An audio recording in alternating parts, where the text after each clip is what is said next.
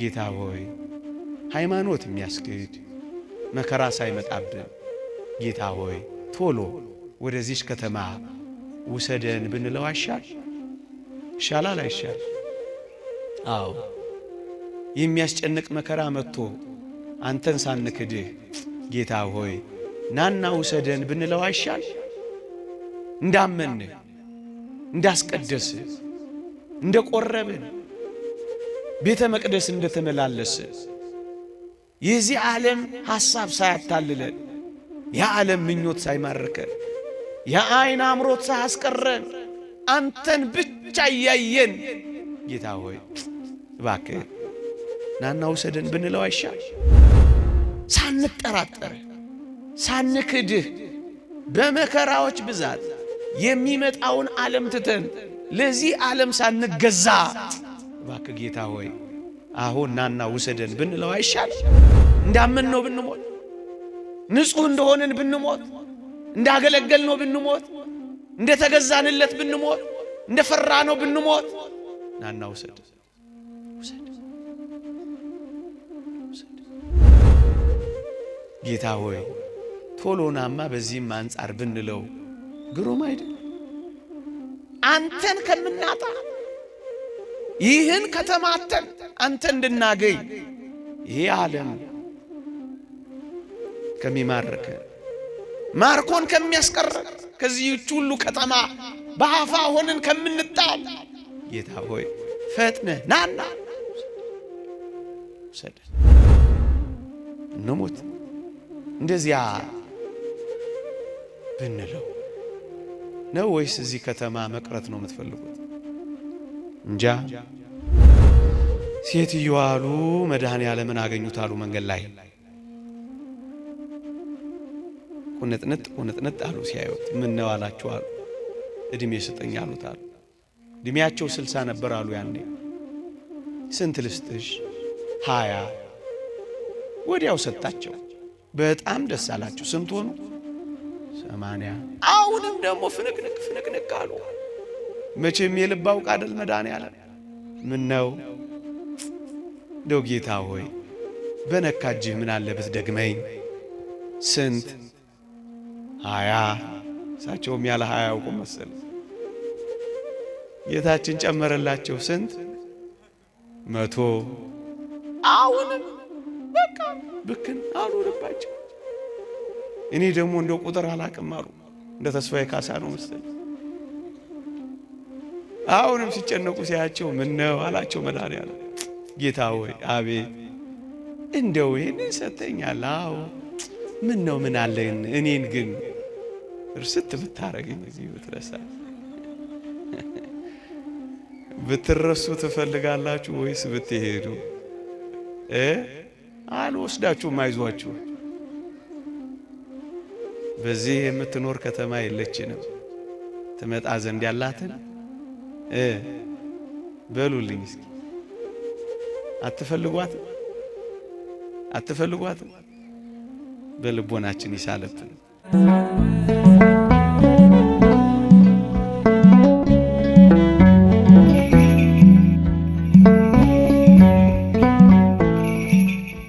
ዘማሪያን የተወደዳችሁ የልዑል እግዚአብሔር ቤተሰቦች የእመቤታችን የቅድስት ድንግል ማርያም የአስራት ልጆች የቅዱሳን ወዳጆች እንደምን ሰነበታችሁ? እንደምን አላችሁ? አሜን። በቸርነቱ የጠበቀን ባጸደ መቅደሱ የሰበሰበን ስሙን እንድንጠራ ቃሉንም እንድንሰማ ይረዳን የአባቶቻችን አምላክ የኛም አምላክ ልዑል እግዚአብሔር ዘላለማዊ ስሙ የተመሰገነ ይሁን። ለቀደምት አበው ለነቢያት ለቅዱሳን ሐዋርያት ለሐዋርያውያን አበው ለሊቃውንት የገለጸውን ጥበብና ምስጢር ለሁላችንም ይግለጽልን። ከዚህች ዕለት በረከት ረድኤት ለሁላችንም ያሳትፈን። ሰምተን ለመጠቀም እግዚአብሔር ይርዳን። አሜን። በዚህ የምትኖር ከተማ የለችንም፣ ትመጣ ዘንድ ያላትን እንፈልጋለን እንጂ። የሐዋርያው የቅዱስ ጳውሎስ መልእክት ወደ ዕብራውያን ሰዎች ምዕራፍ 13 ቁጥር 14 በዚህ የምትኖር ከተማ የለችንም። በዚህ ኃይለ ቃል አቆያችኋለሁ። በዚህ የምትኖር ከተማ የለችንም። ለክርስቲያኖች እንድንሰማው ከሚገባው ነገር አንዱ በዚህ ዓለም በዚህ ምድር የምንናፍቃት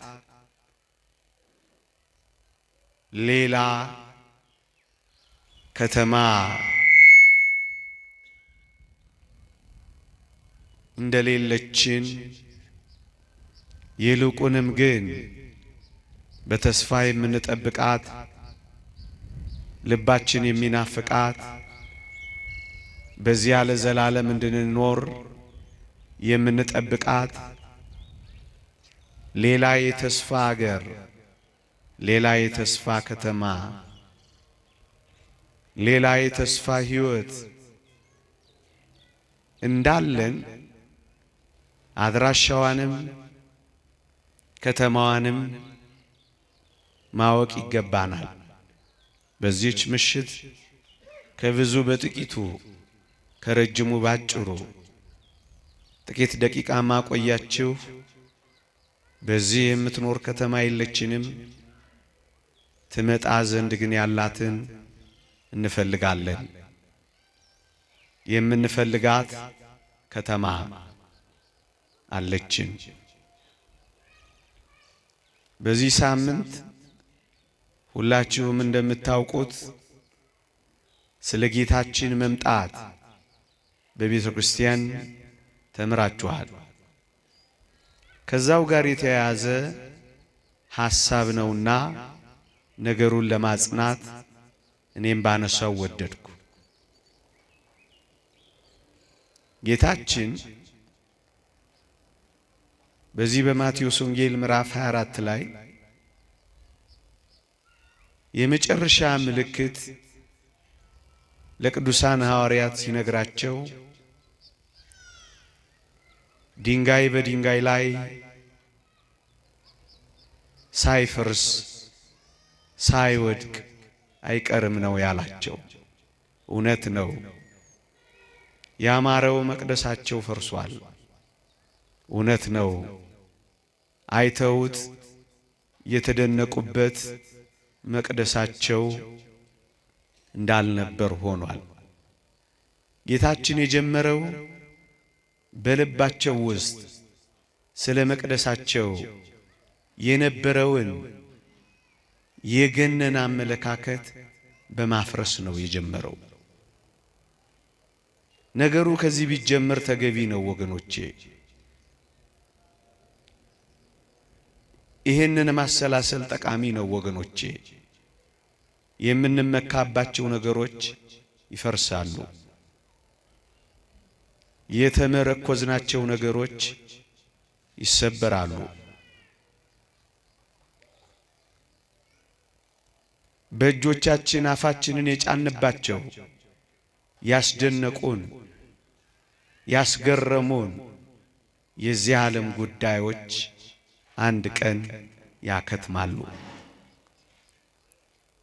ወገኖቼ መፈራረሳቸው አይቀርም፣ ማብቃታቸው አይቀርም።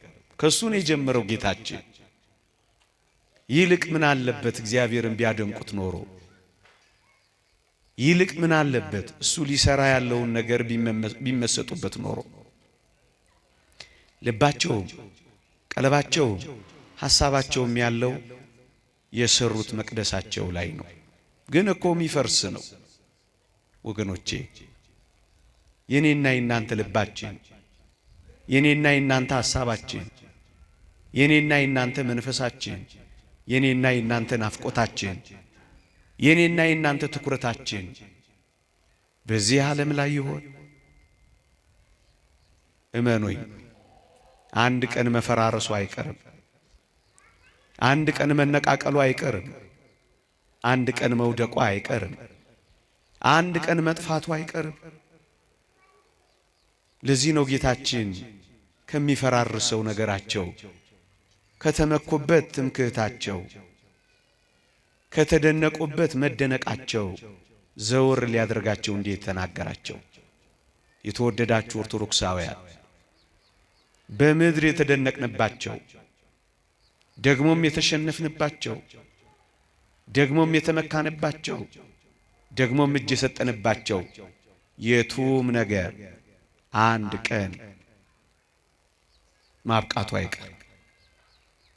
ይልቁንስ በምድር ከተከልነው ልባችን በዚህ የምትኖር ከተማ የለችንም ብለን ትመጣ ዘንድ ወዳላት ወደ እግዚአብሔር ከተማ አይኖቻችንን እንድናቀና ነው ይሄ ትምህርት የሚያስፈልገን። ጌታችን ስለ በለስ ምሳሌ ያነሳና አስተማራቸው። ጫፏ ሲለሰልስ ቅጠሏም ሲያቆጠቁጥ በጋ እንደቀረበ ታውቃላችሁ አላቸው። ይህቺ ማን ነበረች? ሊቃውንተ ቤተ ክርስቲያን ተርጉመውላቸዋል። በዕለተ ሰንበት እስራኤል ነበረች። ጌታችን ምን እያላቸው መሰላችሁ? እስራኤል ባበበች ጊዜ፣ እስራኤል ኃይል ባገኘች ጊዜ፣ እስራኤል ተደማጭ በሆነች ጊዜ፣ በለስ የተባለችው እስራኤል ኃያል በሆነች ጊዜ፣ በለስ ጫፏ ሲለጸልስ ቅጠሏም ሲያቆጠቁጥ በጋ እንደቀረበ እንደምታውቁት ሁሉ እስራኤልም እንደዚህ ስትሆን በደጅ እንደቀረብኩ ወቁ እያላቸው ነው። አዎ ክርስቲያኖች፣ እስራኤል ወደ ኃያልነት መጥታለች። በለሲቱ አብባለች። በዙሪያዋ ያሉትን መጎሰም ይዛለች። ደክማ የነበረችው ጉልበተኛ ወደ መሆን መጥታለች። ተበትና የነበረችው ተሰብስባለች። ነቢዩ ዳንኤል በትንቢተ ዳንኤል ምዕራፍ 7 ላይ እንዲህ የሚል ትንቢት ተናግሯል። የተበተነው ኃይል መሰብሰብ በጨረሰ ጊዜ ፍጻሜ ይሆናል ይላል። የተበተነው ኃይል እስራኤል መሰብሰብ እየጨረሰ ነው። ተበትኖ ነበር። በ1948 ተሰበሰበና መንግስት መሰረተ። ይሄው እንደምታዩት ዓለምን ወደ መቆጣጠር ቀረበ። ኃያል ሆኑ፣ በረቱ። በቅርቡም ሰምቻለሁ 200 አይሁዳውያንን ከኢትዮጵያ እንኳን ሰብስበዋል ሲባል ሰምቻለሁ። አዎን፣ ሁለተኛው የነቢዩ ትንቢት እየተፈጸመ ነው። የተበተነው ኃይል እስራኤል መሰብሰብ እያበቃ ነው። ያን ጊዜ ፍጻሜ ይሆናል የተባለው ቃል መፈጸሙ አይቀሬ ነው። አንደኛ በለሲቱ አብባለች፣ እስራኤል ጠንክራለች። ሁለተኛ የተበተነው ኃይል መሰብሰብ ጨርሷል፣ ይሄው እየተጠናቀቀ ይገኛል። ሶስተኛውም የነቢዩ የኢሳይያስም የቅዱስ ጳውሎስም ትንቢት ደግሞ መፈጸሙ ቀርቧል። ምን የሚለው? ሮሜ መልእክት ምዕራፍ 9ን አንብቡት። ከእስራኤል ቅሬታዎች አንዳንዶቹ ይድናሉ የሚለው ቃል ወደ መፈጸም መጥቷል። እንዴት? ከአይሁዳውያን አንዳንዶቹ መሲህ ኢየሱስ ክርስቶስ ተገልጦ ነበረ፣ እኛም ሰቅለነዋል፣ እኛም ገለነዋል እያሉ በኢየሱስ ክርስቶስ ከአይሁድ ቅሬታዎች በጣም ጥቂቶች ማመን ጀምረዋል። መሲሁ መጥቷል እያሉ መዘመር ቀጥለዋል። የነቢዩ የኢሳይያስ የቅዱስ ጳውሎስ የትንቢት መልእክታት ወደ መፈጸም ቀርበዋል። እንግዲያስ ቀኑ እንደቀረበ ያሳያል። የምንኖርባት ከተማ ልትጠቀለል እንዳለች በርግጥ ያሳያል። ወገኖቼ ትምህርቴ ማስፈራራት አይደለም። ይልቁንም ይህችኛዋ ድንጋይ በድንጋይ ላይ የሚፈርስባት፣ አለቶች የሚሰነጠቁባት፣ በታላቅ ግርማው በሚያንቀጠቅጥ ሞገስ በነፋስ ኃይል የሚበትናት፣ በዚህ የምትኖር ለዘላለም የምትጸና ከተማ የለችንማ። እኛ ክርስቲያኖች የምንጣበቅባት፣ አንለቅሽም የማንላት፣ ልባችንን የምንተክልባት፣ ፍጹም ተስፋችን የምናረጋት፣ አንቺ ከሌለሽ አልኖርም የምንንባት በዚህ የምትኖር ከተማ የለችንም።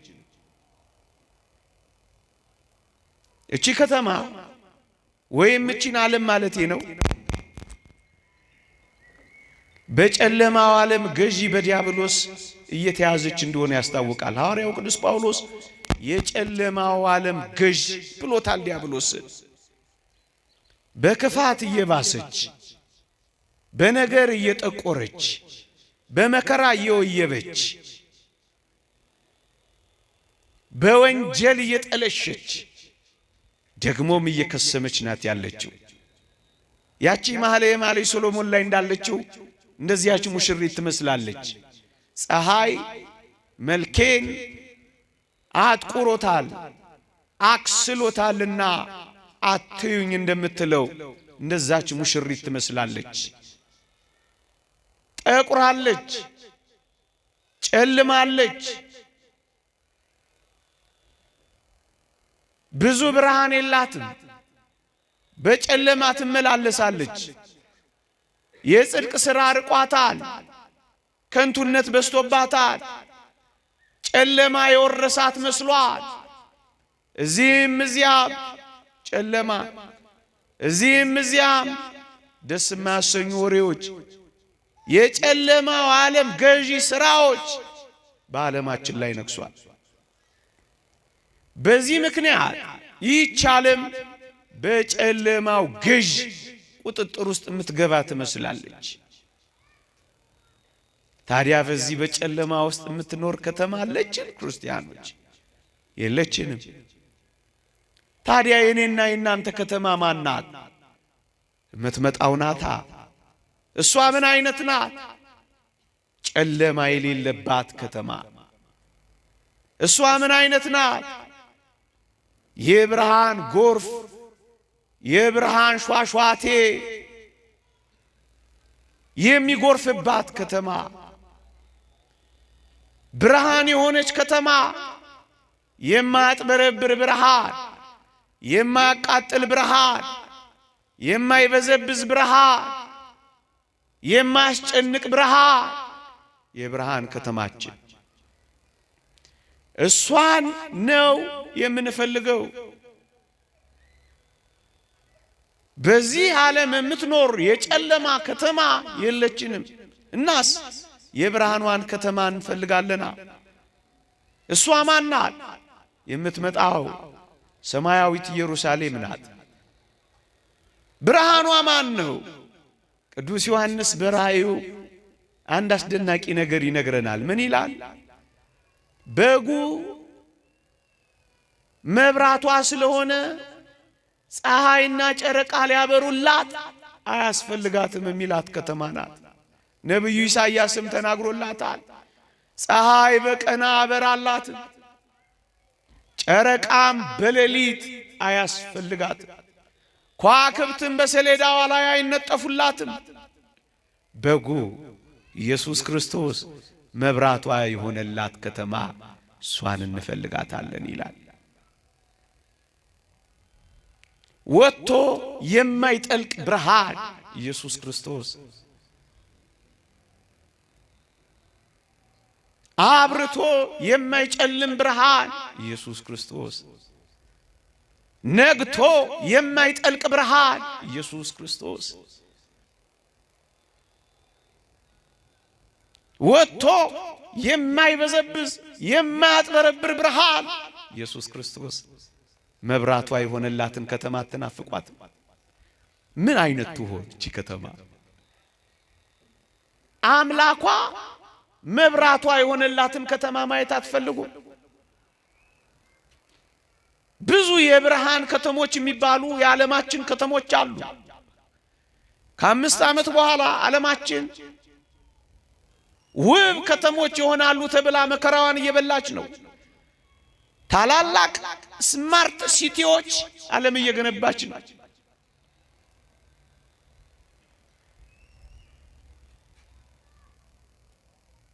በጣም ብዙ በብርሃን የተጥለቀለቁ ከተሞችን በዓለማችን ላይ ያየን ነው። እሰየው ይሁን። እኛ ግን አሁን ያልኳችሁን ፀሐይና ጨረቃ የማያበሩላትን ከተማ እንፈልጋለን። ብርሃን የሞላላትን ከተማ እንፈልጋለን። ለብርሃኗ የውሃ ኃይል የማያስፈልጋት፣ ለብርሃኗ የንፋስ ኃይል የማያስፈልጋት፣ ለብርሃኗ የኤሌክትሪክ ኃይል የማያስፈልጋት፣ ለብርሃኗ የዚህ ምድር ሀብት የማያስፈልጋት ያን ብርሃናችንን አምላካችንን የምናይበት ልዩ የብርሃን ከተማ እንዳለችን ታውቃላችሁ። በዚህ የምትኖር ከተማ የለችንም። ትመጣ ዘንድ ያላትን የብርሃን ከተማ ግን እንፈልጋለን ክርስቲያኖች። አሁንም በዚች በጨለማው ዓለም ተጣብቀን ይሆን? ጊዜያዊ አታላይ የሆነው ብርሃኗ አሳስቶን ይሆን? አይደለም። ሌላ የብርሃን ከተማ አለችን። እሷን ከተማ እንፈልጋታለን። መጨለምና መንጋት የሌለባት ከተማ ምን አይነት ከተማ ብትሆን ነው ወገኖቼ? እቺን ከተማ ክርስቲያኖች አገራችን፣ አድራሻችን፣ ቦታችን ይቺ ከተማ ናት ወገኖቼ። ከሰማችኋቸው፣ በመጽሔት ካያችኋቸው፣ በፊልም ከተረዳችኋቸው ካስደናቂ የዓለማችን ከተሞች ጋር አይን አይቷት፣ ጆሮ ሰምቷት፣ ቅኔ ተቀኝቷት፣ ብዕር ቃኝቷት፣ ልብ አስቧት የማያውቅ ልዩ ከተማ ለኔና ለናንተ ተዘጋጅታለች። እኔ ልገልጻት አልችልም፣ መጽሐፍም ያቅተዋል። ግን ቃል ገብቶልናል። የብርሃን ከተማ አለች። እሷን ከተማ ትፈልጋላችሁ? ወደዚህች ከተማ ጉዞ ጀምረናል። ይህችን ከተማ መናፈቅ ይዘናል። የጨለማው ከተማ ሳይሆን የብርሃን ከተማ ለብርሃን ልጆች ለክርስቲያኖች ያስፈልጋሉ። የብርሃን ልጆች የሚገቡባት የብርሃን ከተማ ይህች ናት ከተማችን። ክርስቲያኖች ጨለማ ከተማ የለችን። በክፉ የተያዘች ከተማ አትኖረንም። አንድ ቀን ትተናት መሄዳችን አይቀሬ ነውና ይልቅ ልባችን፣ ይልቅ ህሊናችን፣ ይልቅ ተስፋችን፣ ይልቅ ትልማችን፣ ይልቅ ሪያችን ወደዚህች የብርሃን ከተማ የምንጓዝ ሊሆን ይገባል። የተወደዳችሁ ኦርቶዶክሳውያን ድንጋይ የተካበችውን ብሎኬት የከበባትን ምናልባት ቢበዛ እብነ በረድ የተደረበባትን ይህችን ከተማ አነውልላችሁ ትሆን? ይህቺ በድንጋይ ላይ የተካበች ይህቺ ከተማ አስደንቃችሁ ይህችን የሰማይ መንገድ ጉዞ ትመጣ ዘንድ ያላትን ረስታችኋት ከሆነ ማስታወስ እኮ ፈልጌ ነው ወገኖቼ። ድንጋይ የተካበባት ከተማ አይደለም አሁንም ነግራችሁ። ብሎኬት የታጠረባት ከተማ አይደለም አሁንም ማወራላችሁ። እብነ በረድ የተደረደረባት ከተማ አይደለም ማወራላችሁ። ጥርብ ድንጋይ የተካበባት ከተማ አይደለም ምናውጅላችሁ። እና ምንድነው ካላችሁኝ ከተማይቷም ወርቅ ነበረች ይላል። ለንጽጽር ያክል እንጂ ከዛ በላይ ናት። ብሎኬትና የድንጋይ ካብ እንዳይመስላችሁ። ቅዱስ ዮሐንስ በራእዩ እንደነገረን ኢያስጲድ በሚባል ልዩ ማዕድን ቅጥሯ የሆነላት ከተማ አለቻችሁ ይላል። ምን አይነት ከተማ ትሆን ወገኖቼ? እንደውም አንድ አባት ሲናገር አንድ ሰው አይቷት 70 እና 80 ዘመን ፈዞ ይቆማል ይላል።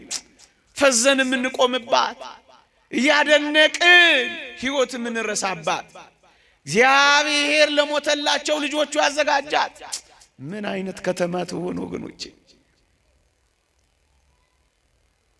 እንዴ ደረጃዎቿ እንቁ የሆኑላት ምን አይነት ከተማ ትሆን? ከተማይቱ ወርቅ የሆነች ምን አይነት ከተማ ይሆን? ቅጥሯ ኢያስጲድ የሆነላት ምን አይነት ከተማ ይሆን? ውሸት መስሏችሁ ነው? የተገለጸው በጣም ትንሽ ነው። በቃላት ተገለጸ እንጂ ከዚህ በላይ ነው ጉዳዩ። የተመሰለለት ከዋናው በታች ነው ወገኖቼ። ዋናው እጅግ በጣም ልዩ ነው። ወደዚህች ከተማ መሄድ ትናፍቃላችሁ? ቢያንስ አድራሻዋን ተነጋግረን ሁላችንም እንድንናፍቃት ደግሞም እንድንጓጓላት ትመጣ ዘንድ ያለችውን በተስፋ እጆቻችንን ዘርግተን እንድንጠብቃት እኮ ነው ይህቺ ወርቅ የሆነች ከተማ የምታስፈልገን። የትኛውን የመሰጣችሁ? የትኛው G+ ምንትስ ነው ከቤታችሁ ወጣችሁ ወደዚህች የወርቅ ከተማ መግቢያ ደጅ ወደዚህ ቤተክርስቲያን እንዳትገቡ ያደረጋችሁ? የትኛው ቤታችሁ አሰራችሁ? የትኛው ካባችሁ ያዛችሁ? የትኛው ክምራችሁ አስቀራችሁ? ሌላ ሀገር። ለዚህ እኮ ነው መጽሐፍ ሀገራችን በሰማይ ነው ያለው ወገኖቼ። ሀገራችንማ በሰማይ፣ በሰማይ ሀገር አለን። የውሃ ግድግዳ የደም መሰረት ያለው የሰማይ ቤት ተዘጋጅቶልናል። ሌላ ከተማ አለች። እሷን አድራሻዋን ነው ቀስ እያልኩ እየነገርኳችሁ ያለሁት ወገኖቼ።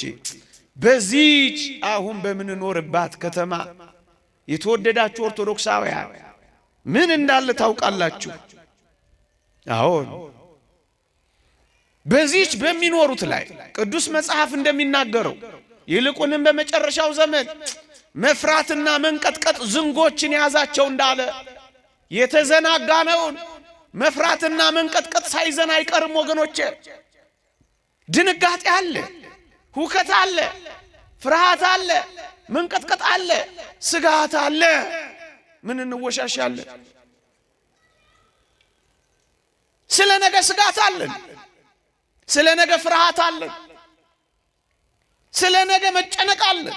ስለ ነገ መቀጥቀጥ አለን። ስለ ነገ መታወክ አለን። ፍርሃት በኑሯችን መካከል ፍርሃት፣ በመውጣት መግባታችን መካከል ፍርሃት፣ በዚህም በዚያም ፍርሃት፣ ወገኖቻችንን ባለማመን ፍርሃት። በፍርሃት ተውጠናለን። ዓለም አስፈሪ ሆናለች። ምክንያቱም በፍርሃት ትውጠናለች። ምናልባት እግዚአብሔር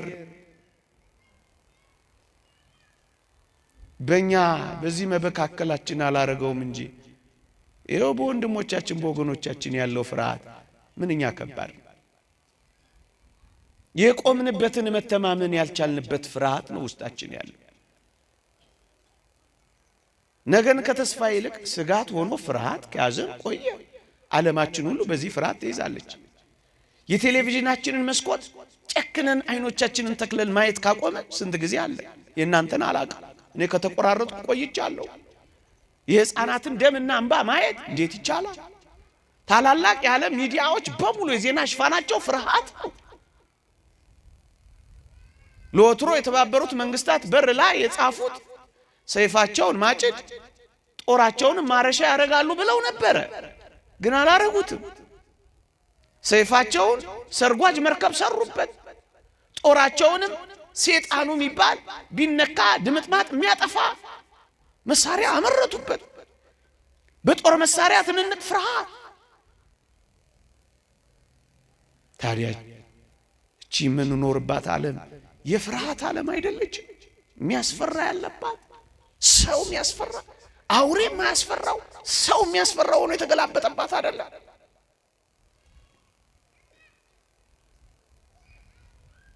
በዚህ የምትኖር ከተማ የለችንም። በዚያችኛዋስ ተስፋ በምን ያደርጋል? ክርስቲያኖች በምን ጠብቃል? በዚያች በምትመጣው በምንፈልጋል ከተማችን እስካላችሁ ወይ ነብዩ እንዲህ ብሎ ይናገራል። በዚያ የሚያስፈራው የለም ይላል። ይህ ምንኛ ደስ ያሰኛል። በፍርሃት ማንኖርባትን ከተማ እንናፍቃለን። የእናንተን አላውቅ ስጋት የሌለባትን ዓለም እናፍቃለሁ።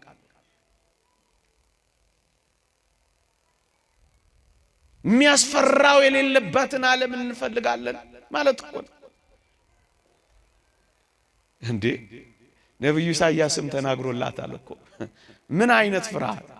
የሚናጠቅ አውሬ የሌለባት ከተማ፣ የእባብ ፉጨት የማይሰማባት ከተማ፣ የአራዊት ጥርስ ማፏጨት የሌለባት ከተማ፣ የእባብ መናደፍ የሌለባት ከተማ፣ የአውሬ ግሳት የእባብ ፉጨት የለም ይላል ነብዩ ኢሳይያስ።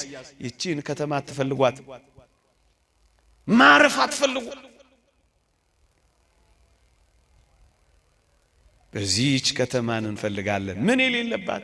ፍርሃት የሌለባት፣ ያለ ፍርሃት ያለ ስጋት የምንኖርባት ይህችን የምትመጣውን ከተማ እንፈልጋታለን።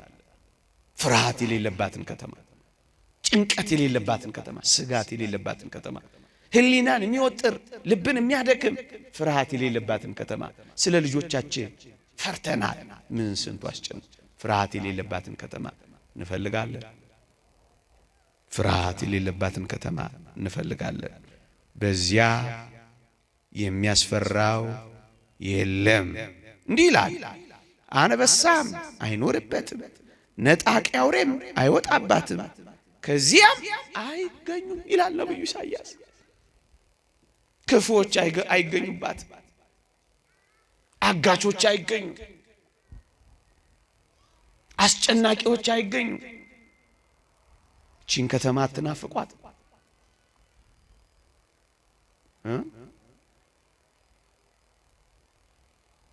ምናልባት በዓለማችን ላይ ያሉ የሚጠሩ በአፍሪካም ያሉ አሸባሪዎች ማይገቡባት ከተማ አትናፍቃችሁ?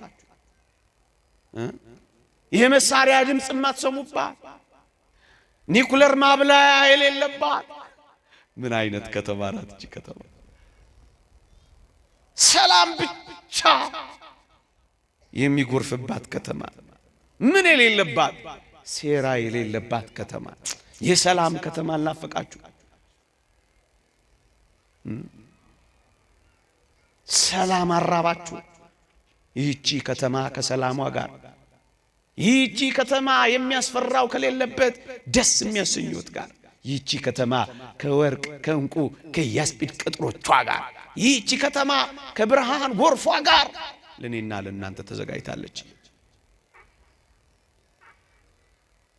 የሰላም ከተማ ናት። የክፋት ከተማ፣ የጸብ ከተማችሁን አንፈልግም በሏቸው። የሚያስፈራ ከተማችሁን አንፈልግም በሏቸው። እንኖርባታለን ግን አንጣበቅባትም። እንመላለስባታለን ግንስ ቀልባችንን አንሰጣትም። እናልፍባታለን እናገድምባታለን እንጂ አንኖርባትም፣ አንፈልጋትም። ለጥቂት ጊዜ እንደምንቆይ እናውቃለን። ለዘላለም መስሎን አንታለልባትም፣ አንፈልጋትም። ይልቅስ የምንፈልጋት የሰላም ከተማ አለችን። እንዲህ ይላል ነብዩ ኢሳይያስ ትንቢተ ኢሳይያስ ምዕራፍ 33 ቁጥር 20 ላይ የበዓላችንን ከተማ ጽዮንን ተመልከት፣ አይኖች የሰላም ማደሪያ፣ ካስማውም ለዘላለም የማይነቀል አውታሩም ሁሉ የማይበጠስ የማይወገድ ድንኳን የሆነውን ኢየሩሳሌምን ያያሉ ይላል። የማትነቀለውን ከተማችንን እንፈልጋለን። የማትናወጸውን ከተማችንን እንፈልጋለን። ሁከት የሌለባትን ከተማችንን እንፈልጋለን። የጸጥታ አስከባሪ የሌለባትን ከተማችንን እንፈልጋለን። ሚሊሻ የማይሰማራበትን ከተማ እንፈልጋለን። ተዋጊ የሌለባትን ከተማ እንጠብቃለን። እሷ ናት ከተማችን። ቺን ድንኳን ቺን የሰላም ከተማ እንጠብቃለን። ወገኖቼ ይቺ የምንኖርባት ከተማችን ዓለማችን ማለት ነው። በነገራችን ላይ ሁላችሁም ታውቃላችሁ፣ በሽታዎች የሚፈበረኩባት፣ በዚህ ምክንያት መድኃኒቶች እና ክትባቶች የሚቸበቸቡባት፣ በዚህ ምክንያት የእግዚአብሔር ፍጥረታትና የእግዚአብሔር ልጆቹ በማይታወቅ ረቂቅ ጥበብ ቁጥራቸው የሚቀንስባት፣ ሆን ተብለው በሚፈበረኩ የላብራቶሪ ውጤቶች ሰው የሚጨነቅባት ይቺ ከተማ የበሽታዎች መራቢያ ናት። ህመም ያለባት፣ ስቃይ ያለባት፣ ማቃሰት ያለባት፣ መገላበጥ ያለባት፣ ጥዝጣዜ ያለባት፣ ሊነገር የማይችል ቁስል ያለባት፣ እንኳን ለማየት ለማሰብ የሚያቅት ህመምና ደዌ የበዛባት ከተማ ናት። ይቺን ከተማ አይደለችም እናስ ትመጣ ዘንድ ያለችውን ከተማ እንናፍቃለን። ትመጣ ዘንድ ያለችውን ከተማ እንጠብቃለን። እሷስ ምንድናት ካላችሁ ነብዩ የተናገረላት ነው። ምን ብሎ?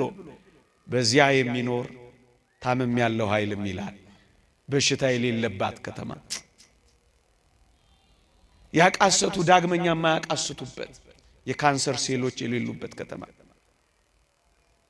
የክፋት በሽታዎች የማይገቡባት ከተማ፣ ማነስ መብዛት የማይታይባት ከተማ፣ ህመም ከቶ የማይታሰብባት ከተማ፣ ዶክተሮች የሌሉባት ከተማ፣ ፋርማሲዎች የሌሉባት ከተማ፣ ሲቲ ስካንና ኤምአርአይ የማይታይባት ከተማ፣ ማቃሰት የሌለባት፣ ማገላበጥ የሌለባት፣ ሆስፒታል ሰልፍ የሌለባት።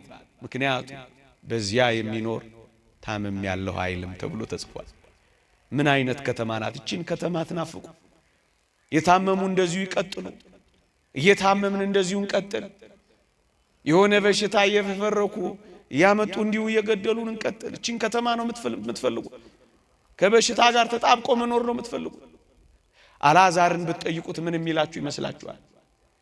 ምድር ላይ ብትኖር ይሻልሃል ከደዌ ጋር ወይስ በሰማይ በጣም ምርጥና ተፈላጊ የሆነ በአብርሃም እቅፍ መኖር ትመርጣለህ ብትሉት አልወርድም ብቻ ነው የሚላችሁ። ወገኖቼ ምን ነው እኛ አልታመምን እንደሆነ ሌሎች ታመው ያቃሰቱ አይደል? እኛ አልወደቅን ከሆነ ሌሎች ወድቀው ይሆን? ናላም ያዞር ህመም ያዛቸው በሰው እጅ የተጎዱ ስንት ናቸው? ህመምና ጥዝጣዜ ያለባትን እቺን ከተማ እንፈልጋለን። ይልቅስ መታመም የሌለባት። እንደውም ነብዩ ኢሳይያስ እንዴት ብሎ እንደሚገልጻት ላንብብላችሁ። ምን ይላል? እውሮች የሚያዩባት ያላል። የእውሮች አይን የሚያይባት፣ የደንቆሮ ጆሮ የሚሰማባት፣ ድዳ መላስ የሚዘምርባት፣ አንካሳ እንደሚዳቋ የሚዘልባት ምን አይነት ከተማ ናት? ጉርለት የሌለባት፣ በሙላት ብቻ የተሞላች። ይህቺን ከተማ ትናፍቋት። ይህቺን ከተማ መኖር አትፈልጉም ክርስቲያኖች? ወደዚች ከተማ፣ ወደ ብርሃን ከተማ፣ እንቁና ወርቅ ወደ ሆነች ከተማ፣ የሰላም ማደሪያ፣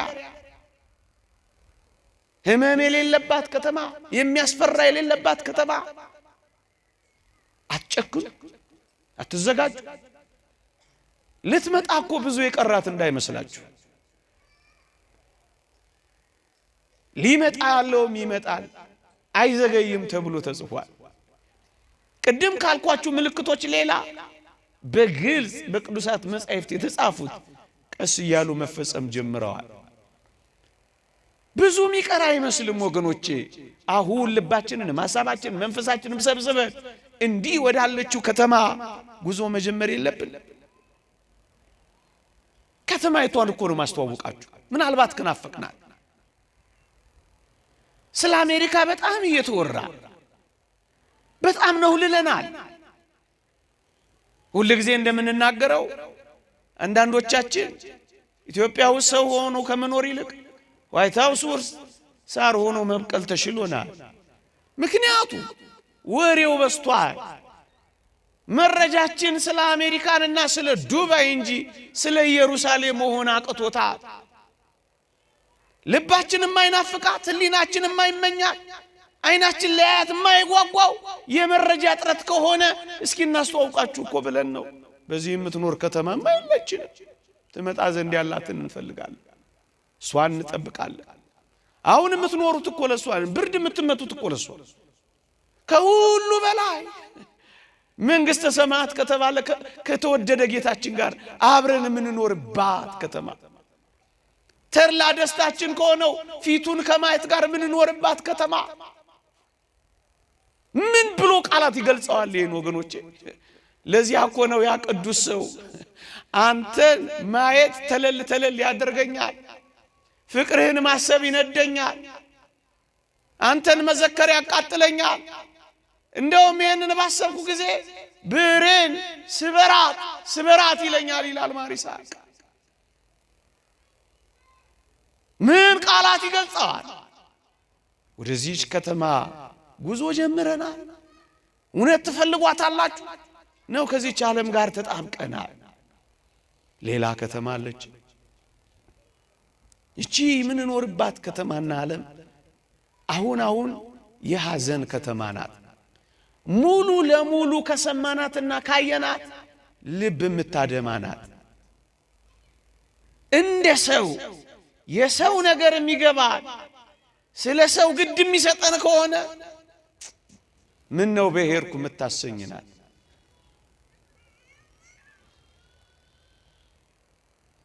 ሐዘን የበዛባት፣ ዋይታ የበዛባት፣ ለቅሶ የበዛባት፣ ግፍ የበዛባት፣ ጭካኔ የበዛባት።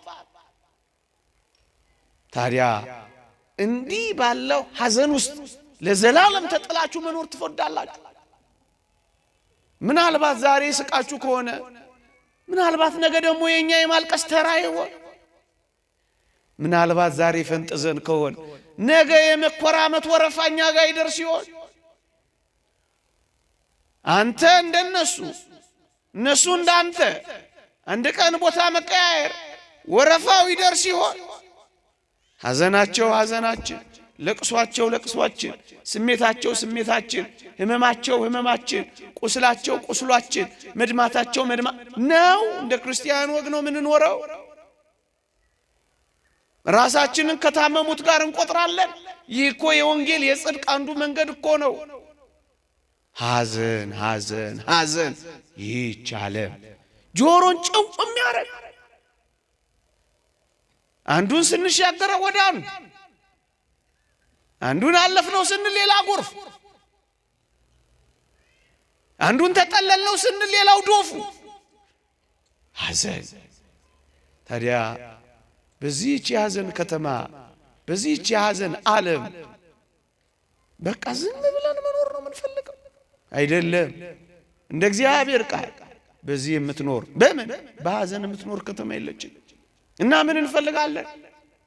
ሐዘን የሌለባትን ከተማ እንፈልጋለን። የእግዚአብሔር ቃል እንዲህ ይላል፣ ክርስቲያኖች ከእንግዲህ ሐዘን የለም፣ ዋይታም የለም፣ ጩኸትም የለም፣ ስቃይም የለም። በግልጽ የተጻፈውን ቃል ነው የምነግራችሁ። ይቆማል። ይህ ዘመን አይናፍቃችሁ? ሐዘንም እንዲያቆምበት። ስንቶች ተሰቃዩ፣ ስንቶች አለቀሱ፣ ስንቶች እርር ድብን አሉ፣ ስንቶች በሐዘን ተቆራመዱ፣ ስንቶች በሐዘን ቆሰሉ። ሐዘን የሌለባትን ከተማ ትናፍቁ። ስቃይ የሚያቆምባትን ከተማ፣ ዋይታ የሚያቆምባትን ከተማ፣ ጩኸት የሚያቆምባትን ከተማ ትናፍቁ።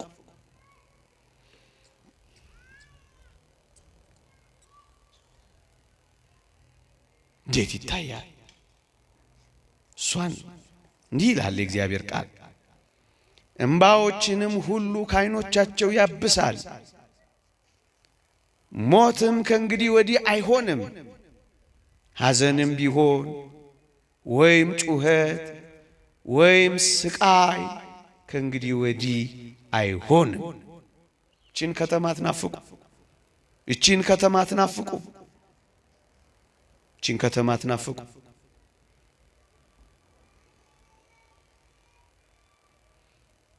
ማንም እንደማያዝን፣ ማንም እንደማይጮህ፣ ማንም እንደማይሰቃይ በዚች ከተማ በዚች ዓለም ላይ ዋስትና የለውም።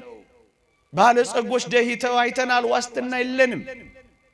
ባለ መሳሪያዎች፣ ባለ ጉልበቶች፣ አዋቂዎች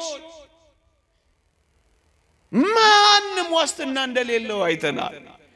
ዋስትና ያለን በሰማይ ብቻ ነው። በዚች የምትኖር ከተማ የለችም፣ ያዘን ከተማ የለችንም።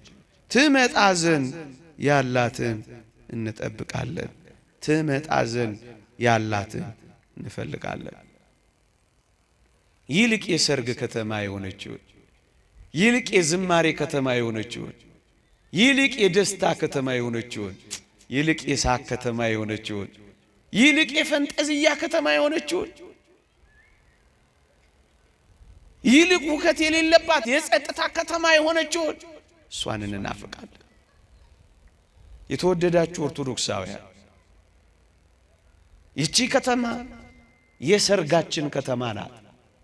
ደግማታለሁ። ለበጉ ሰርግ የታጩ፣ ንጽህናቸውን የጠበቁ፣ ሃይማኖታቸውን ያጸኑ፣ በከበረው ሥጋና ደም የተሞሸሩ እንደ አንዲት ንጽሕት ድንግል ለክርስቶስ ሊቀርቡ የተዘጋጁ እንደ አምስቱ ቆነጃጅት በተስፋ ከጌታቸው ጋር በዚህች ከተማ ሊኖሩ የሚጠባበቁ ሁሉ ሰርጋቸውን የሚያረጉባት ድል ያለ የበጉ ሰርግ የሚደረግባት ከተማ እኮ ናት። ይህቺን ከተማ ማየት ትፈልጋላችሁ?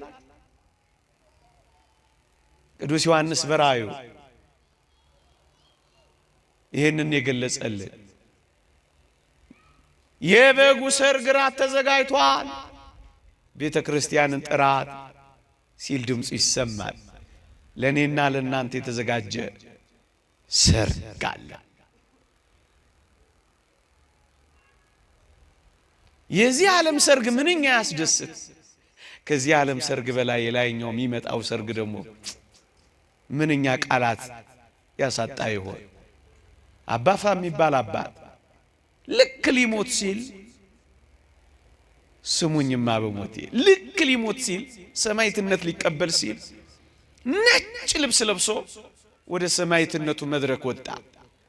ወደዛ በደስታ ሲጓዝ ወንድሞቹ ከኋላ ሆነው አባታችን አባፋ ዛሬ ምን ነው ያለ ወትሮ እንዲህ አይነት የሰርግ ልብስ ነጭ ልብስ ለበስክ አሉት። ምን ብሎ መለሰላቸው ይባላል? ዛሬ የሰርጌ ቀን ነው አላቸው ይባላል።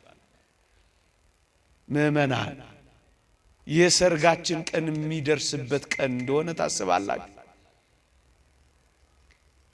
ዕለተ ምጽአት የክርስቶስ ወደኛ መምጣት ብቻ አይደለም፣ እኛም ወደ ክርስቶስ ምን ሄድበት የሞታችን መንገድ ዕለተ ምጽአታችን እኮ ነው። የሰርጋችን ቀን ማለት እኮ እሱ ነው። እዚህ ሰርግ ላይ አለመገኘት አያሳዝንም ወገኖቼ? እንዲህ ተሰብስበን ከዚህ ሰርግ ብንርቅ አያሳዝንም? እንደዚህ ነጭ ለብሰን አምሮብን እዚህ ያለውን ነጭ ልብስ ሳንለብስ ብንቀር አያሳዝንም? እንደዚህ ጮሄ አላሳዝንም? እንደዚህ ብርድ መጥቷችሁ አፋችሁን ኮቸችላ እስኪመስል እንደዚህ ተረባችሁ መሯችሁ ምሬት ተሰምቷችሁ ጾማችሁ ጠባለ ኪዳን መሸለ ቁርባን ገስግሳችሁ ዶፍ ጎርፍ እየወረደባችሁ ከዚህ ሰርግ መቅረት አያሳዝንም? ጎበዝ የሰርግ ዕለት ይላል። ይሄ ነው፣ ሌላ እንዳይመስል።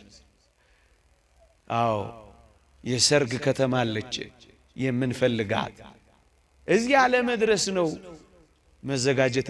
እዚህ ካለው መጣበቃችን ቀስ ብለን ፈቀቅ ነው ማለት ያለብን ወገኖች።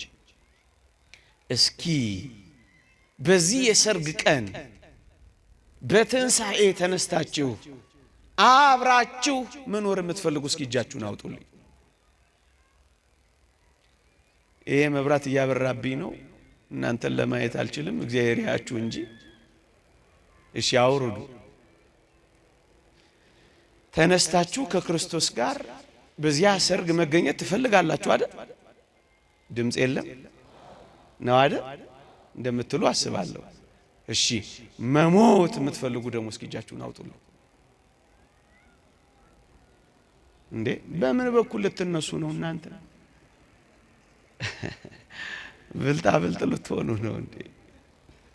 የሰርጋችን ቀን የሚሆነው በዚህ በኩል እኮ ነው። እውነት አሰብ እስኪ ልጠይቃችሁ። ድምጼ ይሰማችኋል ግን መጨረሻ እስኪ ልጠይቃችሁ። በዚህች አሁን ባልኳችሁና በገለጽኩላችሁ ከተሞች እና እኔ መግለጽ በማልችለው እና እኔ ባልደረስኩበት ሕይወት ያሉ ደጋግ ቅዱሳን፣ ደጋግ ንጹሐን፣ ደጋግ ጻድቃን፣ ደጋግ መስተጋድላን፣ ደጋግ ሰማዕታትን ኑ ወደዚች ምድርና ከተማ ብትሏቸው ይመጣሉ አይመጡ? ምን አላችሁ? ለምን ይመጣሉ? አንተ ሄድ እንጂ ለምን ይመጣሉ እነሱ? እውነት አስብ። በእውነት እንደማይመጡ እርግጠኛ ነን አይደለንም? አሁን ከሲኦል አንድ ሰው ጋብዤ እንደው እዚህ አንድ መልእክት አስተላልፍ ብለው ምን የሚናገር ይመስላችኋል? ከሲኦል ምን ይመስላል? እኔም እንደናንተ ነበርኩ ይላል አይልም? ቁጭ ብዬ ማር ነበር ይላል አይልም? ይላል። ግን አደራችሁን ወደ እኔ እንዳትመጡ ይላል አይልም? አይ ወደ ሲኦል እንዳትመጡ እኮ ይላል አይልም? እና እዚህ መኖር ነው የምትፈልጉት? እዚህ መረሳት ነው የምትፈልጉት? ተወደዳችሁ ኦርቶዶክሳውያን፣ በዚያች በሰማይ ከተማ አለች። ወደዚያች ከተማ ከዚህች ቅጽበት ጀምሮ ህሊናችን እያሰባት ልባችን እያመላለሳት ጭክክ ብለን እቺን የምንኖርባትን ዓለም እንጣበቅባት። እስኪ አንድ ምሳሌ ለመስልና ነገር ይላብቃ። አንድ ሰው በሚያልፍባት ግን በማይኖርባት ከተማ፣ ልብ በሉ፣ በሚያልፍባት ግን በማይኖርባት ከተማ፣ እንኳን በማይኖርባት በማያድርባት ከተማ ቤት ቢሰራ፣ ካርታ ቢመራ፣ ህንፃ ቢገነባ ይሄ ሰውዬ አትራፊ ነው አክሳሪ ነው? አይደለም? እንደዚያ እኮ ነው። በማንኖርባት ግን አላፊና አግዳሚ በሆንባት በዚህ ዓለም ዋናውን ህይወታችንን፣ ቅድስናችንን፣ ዋናውን ህይወታችንን፣ ንጽህናችንን፣ ዋናውን ህይወታችንን፣ እግዚአብሔርን መፍራታችንን አንጠፍጥፈን ለዚህች ዓለም ከሸጥንላት አባካኞች ነው ምን ሆነው? መንገድ አላፊዎች ብቻ ነን። ምንድነን? አላፊዎች ብቻ ነን። እንጣበቅባት። የምር ልባችንን ማሳባችንን ማንስጣል። እንደ መንገደኛ፣ እንደ አላፊ፣ ደግሞም እንደ ስደተኛ ራሳችንን አለማምደን እንቁጠራት። አታማችሁም? እንደዛ ካሰባችሁ የምታጡት ነገር ካለ አያማችሁ። ስለ ገንዘብም በዚህ ዓለም ስላለውም ዝናና ውዳሴ፣ ስለ ስልጣንም ወይም ስለ ማግኘትም በጣም በትኩረት የምትጨነቁ ከሆነ ትታመማላችሁ። አላፊና አግዳሚ ብቻ እንደሆናችሁ ካሰባችሁ ግን አትታመሙ። ምክንያቱም የተስፋ ከተማ እንዳላችሁ ታስባላችሁ። እንዲያውም በዚያ በመነኮሳት ታሪክ እንደተነገረው አንድ ቱሪስት ነው አሉ፣ አንድ ገዳም ሊጎበኝ ይሄዳል አሉ። ገዳሙን በአታቸውን እየጎበኘ አንድ መነኮስ በአት ውስጥ ይገባል።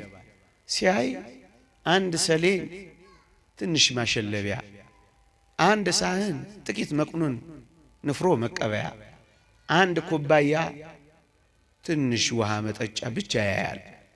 እና ቱሪስቱ ግራ ይገባውና ንብረት የት አለ፣ ሀብት የት አለ ብሎ ይጠይቀዋል አሉ። ያ መነኮስ አየት ታደረገውና ቱሪስቱን ጌታው አቤት የእርሱ ሀብት የእርሱ ንብረት የት አለ ብሎ ይጠይቀዋል።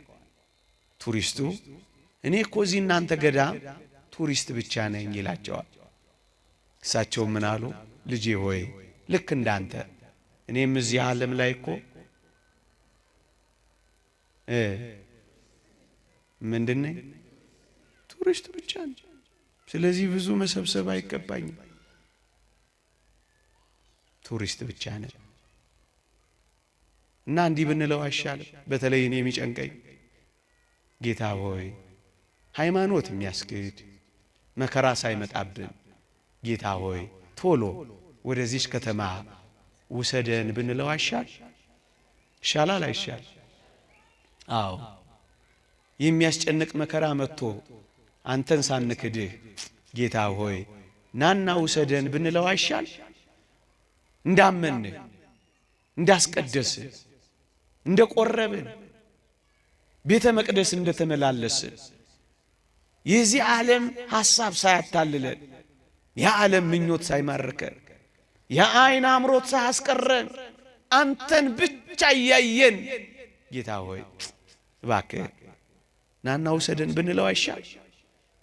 ሳንጠራጠር ሳንክድህ በመከራዎች ብዛት የሚመጣውን ዓለም ትተን ለዚህ ዓለም ሳንገዛ እባክህ ጌታ ሆይ አሁን ናና ውሰደን ብንለው አይሻል? እንዳመን ነው ብንሞት፣ ንጹህ እንደሆነን ብንሞት፣ እንዳገለገል ነው ብንሞት፣ እንደተገዛንለት ብንሞት፣ እንደፈራ ነው ብንሞት ናና ውሰድ ውሰድ ውሰድ ጌታ ሆይ ቶሎናማ በዚህም አንጻር ብንለው ግሩም አይደል? አንተን ከምናጣ ይህን ከተማተን አንተ እንድናገኝ ይሄ ዓለም ከሚማርከን ማርኮን ከሚያስቀረን ከዚህ ሁሉ ከተማ በአፋ ሆነን ከምንጣል ጌታ ሆይ ፈጥነህ ናና ውሰድ እንሙት እንደዚያ ብንለው ነው ወይስ እዚህ ከተማ መቅረት ነው የምትፈልጉት? እንጃ። ሴትየዋ አሉ መድኃኔ ዓለምን አገኙት አሉ መንገድ ላይ ቁንጥንጥ ቁንጥንጥ አሉ። ሲያዩት ምን ነው አላችሁ አሉ። እድሜ ስጠኝ አሉት አሉ። እድሜያቸው 60 ነበር አሉ ያኔ። ስንት ልስጥሽ? 20። ወዲያው ሰጣቸው። በጣም ደስ አላቸው። ስንት ሆኑ? 80። አሁንም ደግሞ ፍንቅንቅ ፍንቅንቅ አሉ። መቼም የልብ አውቅ አይደል መድኃኔ ዓለም። ምን ነው እንደው ጌታ ሆይ በነካጅህ ምን አለ ብትደግመኝ? ስንት? 20። እሳቸውም ያለ 20 ያውቁ መሰለኝ። ጌታችን ጨመረላቸው። ስንት? 100። አሁንም በቃ ብክን አሉ ልባቸው። እኔ ደግሞ እንደው ቁጥር አላቅም አሉ። እንደ ተስፋዬ ካሳ ነው መሰለኝ። አሁንም ሲጨነቁ ሲያቸው ምን ነው አላቸው መድኃኔ ዓለም። ጌታ ሆይ አቤት እንደው ይሄንን ሰጠኛል። አዎ ምን ነው ምን አለኝ እኔን ግን እርስት ብታረገኝ እዚህ ብትረሳኝ። ብትረሱ ትፈልጋላችሁ ወይስ ብትሄዱ? አልወስዳችሁም፣ አይዟችሁ። በዚህ የምትኖር ከተማ የለችንም። ትመጣ ዘንድ ያላትን በሉልኝ እስኪ። አትፈልጓትም? አትፈልጓትም?